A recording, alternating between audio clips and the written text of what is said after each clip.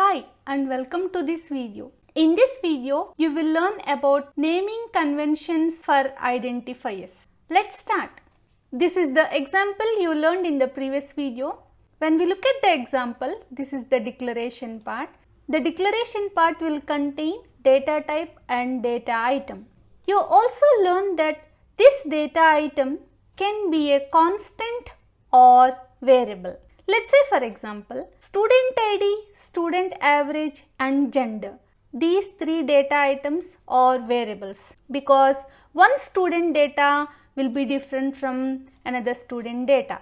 On the other hand, pi is a data item which is a constant. It means we must initialize the value at the declaration, and once we initialize, its value cannot be changed throughout the program execution. So, a data item can be a variable or constant. Data item name can be any name of our choice, but we must follow some naming conventions. We must follow the naming conventions so that the program what you wrote is understandable to others. The program what others wrote will be understandable to us. Okay? These data items are also called identifiers. It means using these data items, we will identify the information. Okay? Now, we will see the naming conventions for the identifiers. Let's take a new file. The first naming convention for the identifier is identifiers are case sensitive. C programming is case sensitive language. Then what is case sensitive? It means small letters will be different from capital letters. Let's say for example, I want to declare an integer data item. Let's say int product ID. Now let's display this value %d because it is an integer. Now let's save the program, compile. Our program is compiled successfully. Let's say we declare this data item like this. While using this data item, I give the letter P as capital letter. Now let's save the program and compile it. We can see here we got error. Product ID undeclared. It means we declared product ID with P small letter, but here we are using with P capital letter. So be careful about the case sensitivity of letters. Now let's change back to the small p. Our program is compiled successfully. The next naming convention is a data item can contain only alphabets, digits or underscore. Let's say for example, I want to take two product IDs. We can declare like this. Product 1 ID, one more data item that is product 2 ID. We can see here the data item can contain alphabets and digit. Let's save this program and compile. We can see here our program is compiled successfully. Or a data item can also contain underscore. Let's say for example, I am giving underscore here to clear separately product 1 ID, product 2 ID. Let's change here also. Now let's save this program and compile. We can see here our program is compiled successfully. But other than alphabets, digits or underscore, we cannot use any other character on the keyboard. Let's say for example, I am trying to use this symbol. Now let's save this program and compile again. We can see here the error in this line, and here also it is showing the error in 6th line and also 7th line. Let's change back. Let's save and compile. And the next naming convention is, even though data item name can contain alphabets, digits or underscore, the first letter of the data item can be either letter or underscore, but it should not start with digit. Let's say for example, I am trying to give 1 here, first product ID. I am giving 2 here to say it is a second product ID. Let's save this program. Let's compile. We can see here the error in the 6th line and 7th line saying that it is invalid. In computer programming, we can use two words, valid and invalid. If it is correct, we will say as valid. If it is not correct, we will say invalid. So, this is invalid identifier. This is valid identifier. Let's change back. Let's save and compile again. Another naming convention is it cannot contain spaces. Just now only we discussed that it can contain only alphabets, digits or underscore. But sometimes we'll think that if you want to take two words, you may thought of giving space between two words. Let's say for example, product 1 ID. I am giving space here. Let's give space here also. Let's save this and compile. We can see here we got error. So, a data item cannot contain spaces. Then how we can declare a data item which contains two words? For that we can use two methods. The first method is what I used just now. Use underscore. When we look at the data item, it is looking like two words only, right? Because the underscore is underneath the letters.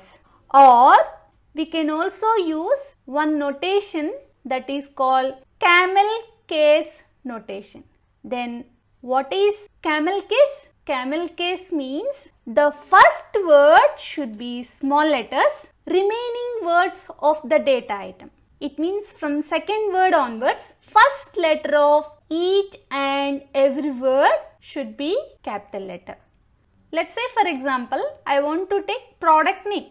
Product name, two words, right? We can declare it in two ways. Either we can use underscore like this or we can use camel case notation. That is N should be capital. The first word is small. From the second word onwards, first letter of each and every word is capital. Let's say for example, I want to take one more word, product 1 name. We can see here O is capital and N is capital. Or we can give like this. This is also valid identifier. Let's save this and compile. Now our program is compiled successfully.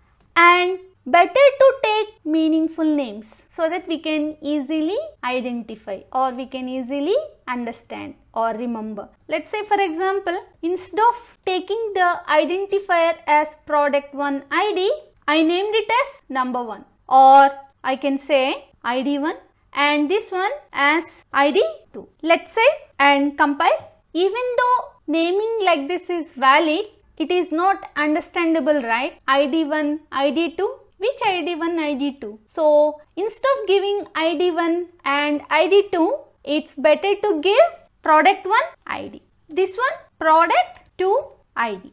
Let's change this one. And keywords cannot be used as identifiers. And you already learned that C89 version has totally 32 keywords. So, you should not use any of these keywords as name of identifier. Let's say for example, I am trying to give one of the keyword as identifier. Let's save this and compile. We got error. So, don't use keywords as identifiers. And better to name the constants in capital letters. In the previous video, we declared a constant pi value like this. So, if we look a data item with capital letters, it means it is constant. Let's take out this data item. Let's save and compile. Now our program is compiled successfully. And one more naming convention is we cannot declare the same data item multiple times within one scope. Let's say for example, we are in the main function. This is one scope. Let's try to declare product 1 ID. I declared here, again I redeclared. Let's save this program. Let's compile. We can see here the 6th line we got error. But we can use the same data item name in multiple scopes. Let's take out this first. Save and compile. Let's take one more scope. I am taking one subfunction here. We know that SE program will contain group of functions, main function and subfunction. I am taking one subfunction. Don't worry about this subfunction. About these subfunctions you will learn in the functions concept. Now we are having two scopes. This scope is main function and this scope is subfunction. Let's say for example, I declared the same data item product 1 ID in two scopes. One is at the main function scope, another is at subfunction scope. This is valid. We will see this back again in the functions concept. And the final naming convention is global and local variables can have same name.